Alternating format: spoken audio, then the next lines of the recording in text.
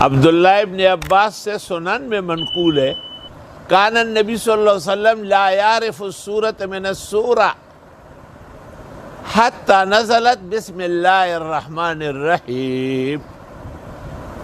سورتوں کے درمیان امتیاز کرنے کے لیے بسم اللہ نازل ہوا ہے۔ امام ابو حنیفہ و فقہائے عراق کے ہاں پورے قرآن میں ایک آیت ہے،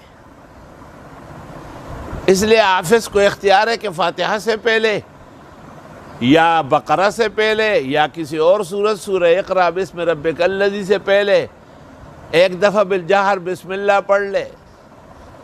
ہر سورت کی شروع میں بسم اللہ بالجہر پڑھنے کو فقہاء نے منع کیا ہے، کیونکہ یہ ہر سورت کا جز نہیں ہے۔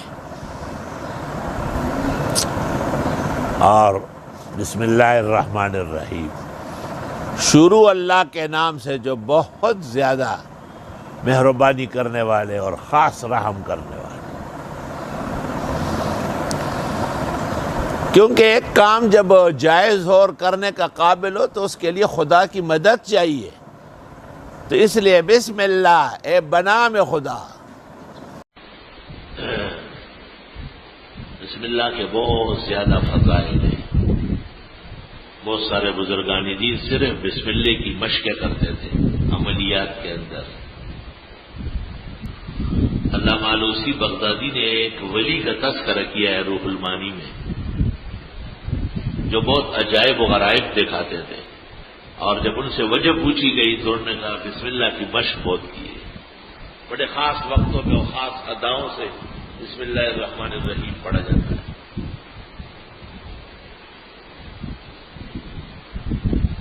دہلی کے اندر ایک سلیم کفگیر تھا۔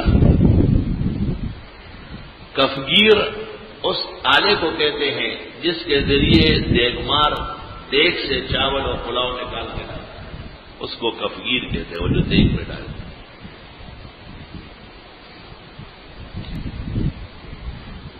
اس کے پاس ایک پنڈت آیا یا کوئی جوگی آیا ہندو مذہب کا، اور اس نے سلیم کفگیر کو کہا کہ اس دیگ میں کیا ہے؟ اس نے کہا سالن ہے، چاول بیچتا ہوں۔ کہا آپ اپنے خدا کو کہے نا کہ اس میں سے چاندی اور سونا نکالے۔ اس نے کہا وعدہ کرو کتنے لوگ مسلمان ہوں گے۔ اس نے ایک پورے قبیلے کا نام لیا، وعدہ کیا۔ سلیم کفگیر نے دیگ کے کنارے پر دعا مانگی، ہاتھ اٹھایا اور کہا یا اللہ میں نے عمر بھر آپ کا بسم اللہ بڑے ذوق و شوق سے پڑھا ہے، اور آپ نے ہر دفعہ مجھ سے نعمتوں کا وعدہ کیا ہے۔ آج اپنے دین پر آپ ان پر مہربانی فرمائیں اور اس دیگ سے سونا اور چاندی نکالیں۔ اور کفگیر ہے ہمارا، ایک بھر کے ڈالتا ہے تو چاندی نکلتی ہے، دوسرا ڈالتا ہے تو سونا نکل رہا ہے۔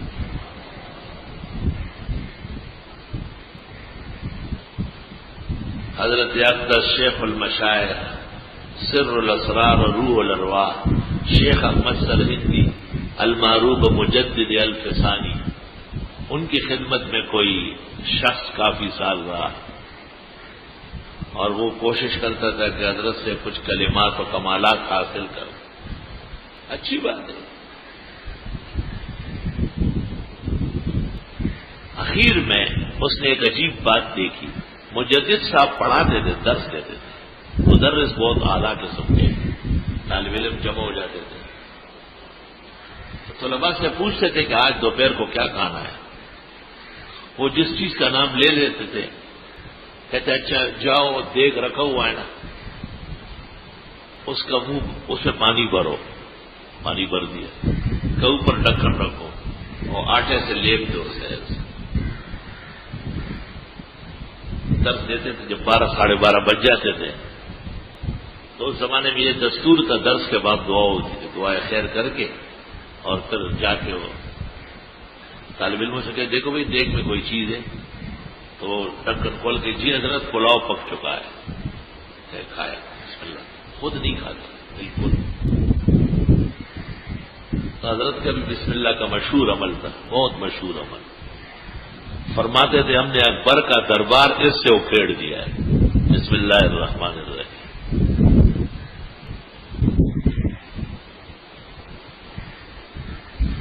حضرت عیسیٰ علیہ السلام کا کوئی امتی جو صحیح طرح انجیل پر ہو، حضرت عیسیٰ علیہ السلام کے طریق پر عمل پیرا تھا۔ حضرت عیسیٰ علیہ السلام کے آسمان پر جانے کے کافی سالوں بعد کا واقعہ ہے، بعض مفسرین نے لکھا ہے۔ وہ شخص جب مرنے لگا تو اس نے اپنی اہلیہ سے کہا کہ شاید میرے مرنے کے بعد اللہ تعالی ہمیں اولاد دے دے، کچھ امید ہو گئی تھی،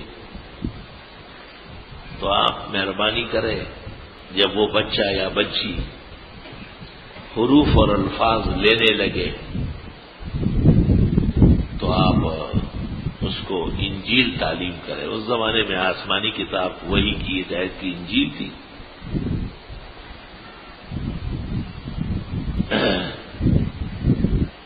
کہتے ہیں کہ وہ شخص مر گیا اور اس کے ہاں ایک بچی کی ولادت ہوئی۔ جب وہ بچی 4-4.5 سال کی ہو گئی، جب بچے الفاظ سیکھتے ہیں، کلمات لینے لگتے ہیں، تو اس نے انجیل کے ایک عالم کے پاس گئی مکتب میں اور اس کو کہا کہ اس بچی کو پڑھانا شروع کر دو۔ نے کہا بہت اچھا۔ تو انجیل کا جو بسم اللہ تھا، اس استاد نے اس چھوٹی بچی کو پہلے دن کچھ پڑھانا چاہا،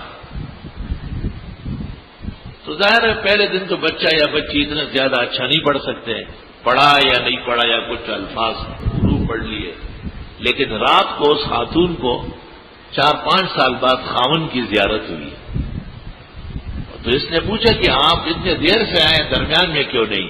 کہ میں جہنم میں گرفتار تھا، آج اچانک اعلانات ہو گئے کہ اس کو جہنم سے نکالو، اس کی بچی نے بسم اللہ پڑھا ہے، تو اس لیے میں آ سکا، اس سے پہلے گرفتار تو نہیں آ سکتا۔ صرف ایک بسم اللہ الرحمن الرحیم اور وہ بھی انجیل کی، اور یہ قرآن کا بسم اللہ ہے۔ کیا کہنا ہے اس کے فضل و شرف کا؟ بسم اللہ الرحمن الرحیم۔ کسی بھی نیک اور درست اور جائز کام میں جب آپ ہاتھ ڈالتے ہیں تو بسم اللہ پڑھا کریں۔ گویا کہ بسم اللہ میں اپنا عجز ہے،